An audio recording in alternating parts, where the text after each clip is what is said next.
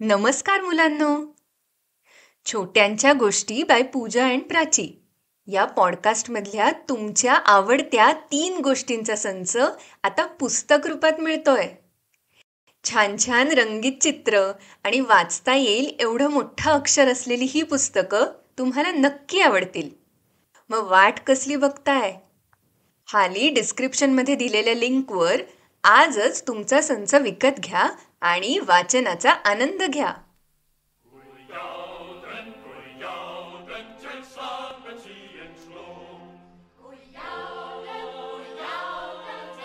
नमस्कार मुलांनो. चला आता आजची गोष्ट ऐकूया. आज आपण भेटणार आहोत निस्सेला. डेन्मार्कच्या लोककथांमध्ये निस्से म्हणून एक अतिशय हुशार आणि प्रेमळ असा प्राणी आढळतो. नॉर्डिक देशांमध्ये म्हणजेच युरोपमधल्या सगळ्यात उत्तरेला असलेल्या देशांमध्ये ज्या लोककथा सांगितल्या जातात ना, त्यात निस्सेच्या या गोष्टी तिथल्या मुलांना ऐकायला खूप आवडतात. लहान मुलांच्या फक्त अर्धीच त्यांची उंची असते बरं का, पण तरीही शक्तिमान, डोक्यावर लाल मऊ टोपी घालणारा आणि गुडघ्यापर्यंत लांब पांढरी दाढी असलेला हा निस्से डेन्मार्कमधल्या गावांमध्ये राहतो. तिथल्या घरांचं रक्षण करतो, शेतीची काळजी घेतो आणि आपण जर त्याला मान दिला ना, तर असं म्हणतात की त्या घरासाठी तो खूप चांगल्या चांगल्या गोष्टी म्हणजेच शुभ गोष्टी घेऊन येतो. पण जर आपण त्याला विसरलो, खास करून ख्रिसमसच्या रात्री, तर मात्र तो घरातल्या लोकांना अगदी सळो की पळो करून सोडतो. तर आजची ही गोष्ट आहे अशाच एका निस्सेबद्दल, जो ओडेगॉड नावाच्या एका कुटुंबाच्या शेतघरात राहत होता. आजची गोष्ट आपल्याला सुचवली आहे डेन्मार्कमधल्या आपल्या मित्रांनी, जोनास आणि किरी यांनी. त्यासाठी दोघांनाही थँक्यू. गोष्टीचं नाव आहे निस्से आणि ख्रिसमसची खीर. डेन्मार्कमधल्या एका शांत बर्फाच्छादित गावात एक जुनं लालसर रंगाचं शेतघर होतं. ते घर एवढं जुनं होतं की त्याचं लाकूड सुद्धा काळं पडलेलं होतं आणि त्याला थंडीत उगवणाऱ्या वेलींनी अगदी घट्ट धरून ठेवलं होतं. त्या घरात राहत होतं ओडेगॉड नावाचं कुटुंब. इनग्रीड, तिचा नवरा लार्स आणि त्यांची 2 मुलं माया आणि एमिल. रोज सगळेजण सकाळपासून संध्याकाळपर्यंत शेतात कष्ट करणं, शेतातल्या प्राण्यांची काळजी घेणं, शेतात तयार झालेला भाजीपाला, गाईंचे दूध गावातल्या बाजारात नेऊन विकणं अशी कामं करायचे. अगदी आनंदी कुटुंब होतं ते. माया आणि एमिल ही भावंड तर एकमेकांना अगदी घट्ट धरून असायची. तर त्या वर्षी डेन्मार्कमध्ये हिवाळा लवकर आला होता आणि बर्फवृष्टीसुद्धा जोरदार सुरू झाली होती. सगळीकडे पांढऱ्या बर्फाची चादर पसरली होती. इनग्रीड, लार्स, माया आणि एमिलची गोठ्यातल्या आणि शेतातल्या प्राण्यांना उबदार ठेवण्याची गडबड सुरू होती. कोणी चारा आणून ठेवतंय, कोणी जरा गरम पाणी आणून देतंय.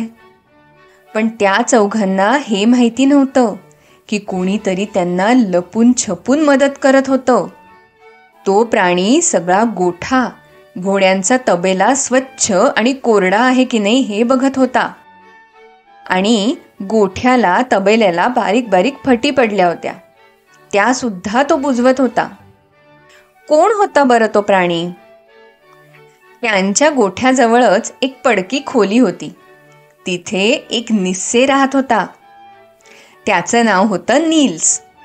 गेली 100 वर्ष तो या घराची, त्यांच्या शेताची आणि गोठ्याची काळजी घेत होता, त्यांचं रक्षण करत होता. रोज रात्री सगळं घर झोपलेलं असताना नील्स बाहेर यायचा, घोड्यांना साफ करायचा, तुटलेली झापं दुरुस्त करायचा आणि शेळ्या बकऱ्यांची, गायींची अगदी हलक्या आवाजात बोलायचा.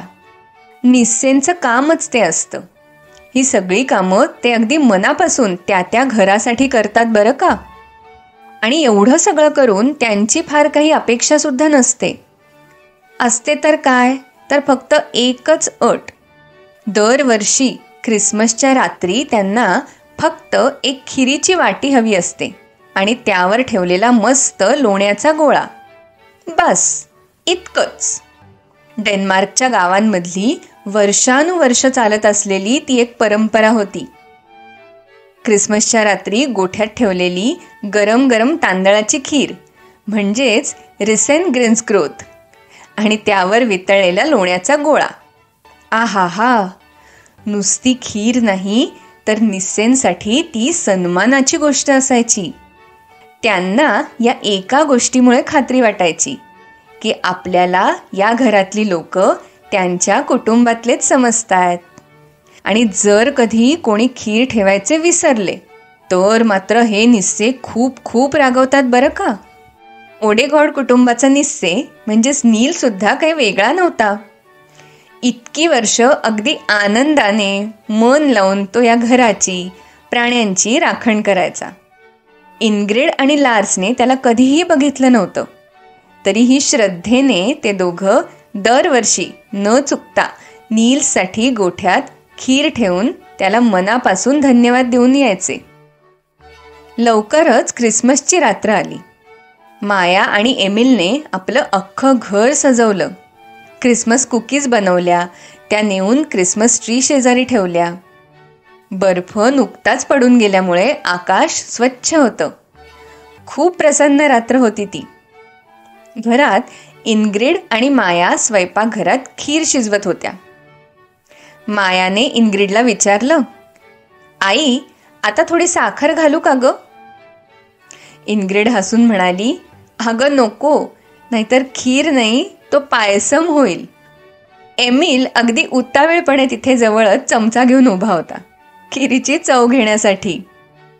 तो इनग्रिडला म्हणाला, आई, यावर्षी सुद्धा आपण निस्सेसाठी खीर ठेवणार आहोत का? त्यांचे बाबा स्वयंपाकघरात येत म्हणाले, हो तर, आठवतंय ना तुला, तुमच्या आजोबांनी सांगितलं होतं तुम्हाला, जर आपण खीर ठेवली नाही तर निस्से रागावून गायींच्या शेपट्या बांधतो, त्यांचा चारा लपवतो आणि एवढंच नाही तर दूध सुद्धा अगदी नासवून टाकतो. एमिल हसून म्हणाला, बाबा, त्या कितीतरी जुन्या गोष्टी आहेत आता, निस्से काही खरा नसतो. मग इनग्रिड आणि लार्स दोघांनीही आपल्या मुलांना समजावलं की निस्से म्हणजे नक्की कोण असतात, कसे ते आपल्या घराचं, शेताचं रक्षण करतात. त्यांच्या लहानपणी गावातल्या लोकांकडून ऐकलेल्या निस्सेंच्या कितीतरी गोष्टी त्यांनी मग आपल्या या 2 मुलांना सांगितल्या.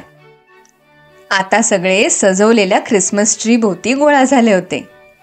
आपापली भेटवस्तू उघडत होते.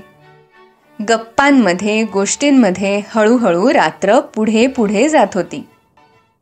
इकडे गोठ्यात नील्स आपल्या आवडत्या खिरीची वाट बघत बसला होता. त्याने खिरीचं वाडगं ठेवायला जागा साफ करून ठेवली होती, सुगंधी मेणबत्ती लावली होती आणि आपली टोकदार टोपी नीट चापून चोपून घालून तो एका कोपऱ्यात बसून राहिला होता. मध्यरात्र झाली.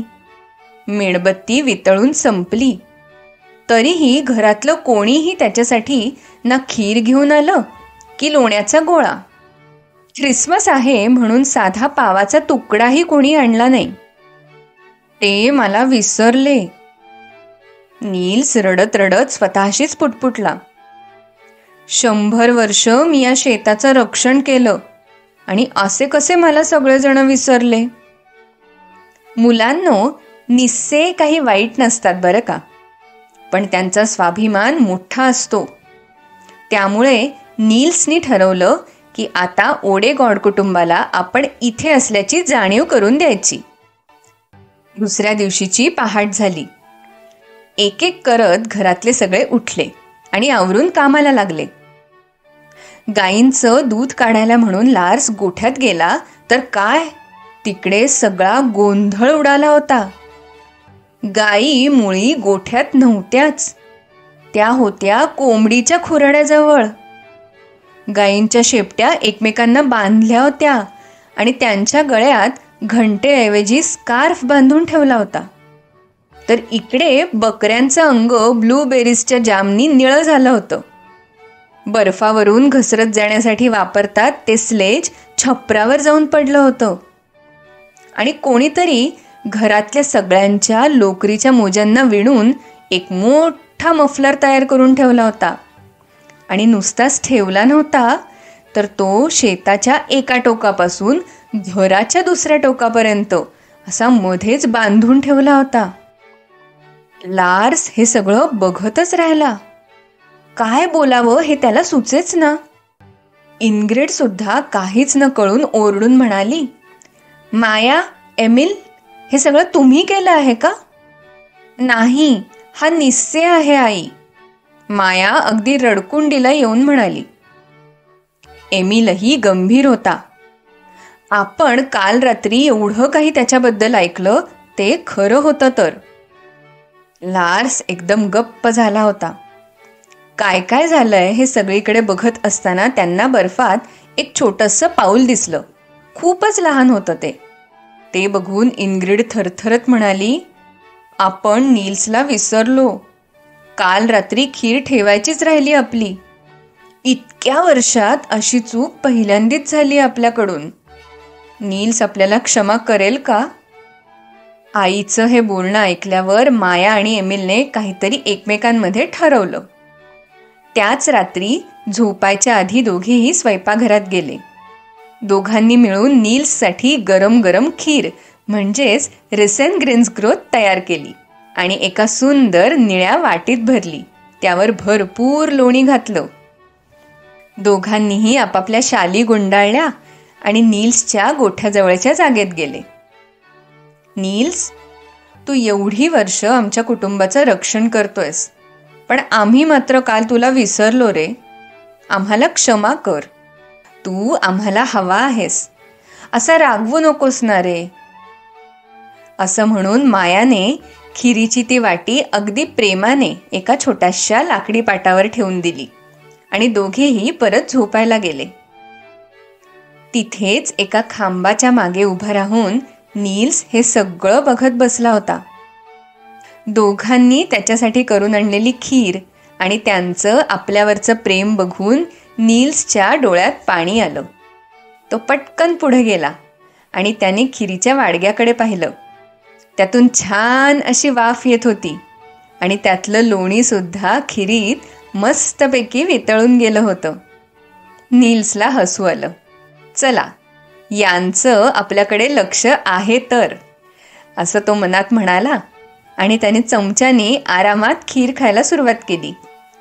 खीर खाऊन झाल्यावर त्याने घर, गोठा, तबेला परत पहिल्यासारखा नीट आणि स्वच्छ करून ठेवला. आदल्या रात्री या सगळ्यांवर रागावून त्यांनी हा गोंधळ करून ठेवला होता ना. मग काय, त्या दिवसानंतर ओडेगॉड कुटुंब नील्सला खीर द्यायला कधीही विसरलं नाही. दरवर्षी ख्रिसमसच्या रात्री वाटीमध्ये ते गरम खीर आणि लोण्याचा गोळा घ्यायचे आणि ती वाटी गोठ्यात ठेवायचे. आणि कधी कधी त्या बदल्यात त्यांना काही भेटीसुद्धा मिळायच्या बरं का. कधी त्यांचं घर रंगवलेलं असायचं, कधी तुटलेलं कुंपण नीट बसवलेलं असायचं, कधी कुत्र्याच्या गळ्यात नवीन पट्टा दिसायचा, तर कधी एमिलच्या कोटाच्या खिशात पाईन कोण ठेवलेला असायचा. आता नील्स अगदी खुश असायचा. काही वर्षांनी माया आणि एमिल मोठे झाले आणि नील्सची ही गोष्ट त्यांनी त्यांच्या मुलांना सुद्धा सांगितली. बरं का मुलांनो, खूप वर्षांपासून आपल्या घराच्या गोठ्यात एक निस्से राहतो आणि दर ख्रिसमसला आपण त्याला खीर द्यायची असते बरं का, मस्त लोण्याच्या गोळ्यासकट. काय मजेशीर आहे ना ही गोष्ट. आपल्यासारख्याच बाहेरच्या देशांमध्ये सुद्धा किती वेगवेगळ्या समजुती आणि कल्पना असतात नाही. चला, आता डेन्मार्कची एक गंमत सांगते. डेन्मार्कमध्ये कुठलाही सण असेल, उत्सव असेल, तर घराघरांमध्ये घराच्या खिडक्यांवर आपल्या कार किंवा सायकलवर छोटे छोटे डेन्मार्कचे झेंडे लावायची पद्धत आहे. अगदी वाढदिवसाला सुद्धा लहान मुलं, मोठी माणसं फुग्यांबरोबरच डेन्मार्कच्या झेंड्यांनी आपलं घर सजवतात. तुम्हालाही काही अशा गोष्टी जर माहिती असतील तर आम्हाला तुमच्या आवाजात नक्की पाठवा. आमचा ईमेल ID तर तुम्हाला माहितीच आहे, choट्यांच्यागोष्टी@gmail.com. भेटूया पुढच्या लोककथेमध्ये. अच्छा,